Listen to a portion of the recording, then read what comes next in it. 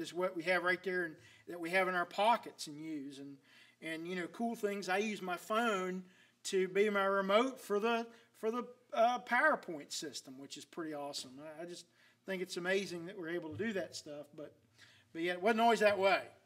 And I know maybe some of you might remember before you had a phone in your house. I don't know, but anyway, we take those kind of things for granted. Okay, now the more important things.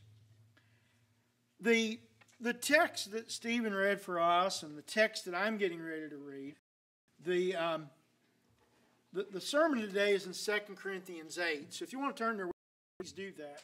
2 Corinthians 8. This text is usually used for when you're doing a sermon on giving. The same as the text that Stephen just read for us is almost exclusively used when you're talking about the communion, the Lord's Supper. And this text here certainly is when you're doing a sermon on giving. I think we do ourselves a disservice sometimes when we pigeonhole certain texts about certain subjects. Even though this text here in 2 Corinthians 8 is about a contribution. It's about Paul talking to the Corinthians about gathering some money up to send it to the Christians in Jerusalem. That is the main purpose of this text. But I see it being something that can be applied to other things. So just so you know, this is not a sermon on giving, although there's nothing wrong with sermons on giving. I'm looking at it in a little bit different light, and I want to let you know that. One of the things that I've mentioned to you before that I appreciate so much about the congregation here at Barrackville is your generosity.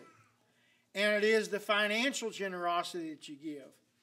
I think certainly everyone is to be commended for like the contribution that was given last week and the special contribution of that.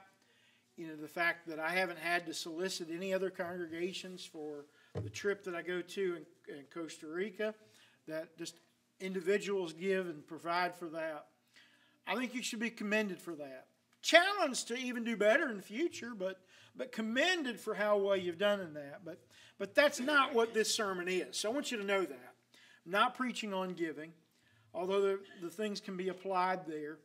But I want us to think about what's in this text and how Paul applies the things that are there. And so I want us to get some things. I want to also include this in the idea of what we've been looking at for our families. We've been looking for the last few months at some lessons on our families. And I want us to think about how commitment relates to our families and how that fits in. I want to read the full text that I want us to look at. It's the first 15 verses of 2 Corinthians 8.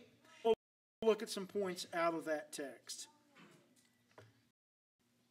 Moreover, brethren, we make known to you the grace of God bestowed on the churches of Macedonia, that in a great trial of affliction, the abundance of their joy and their deep poverty abounded in the riches of their liberality.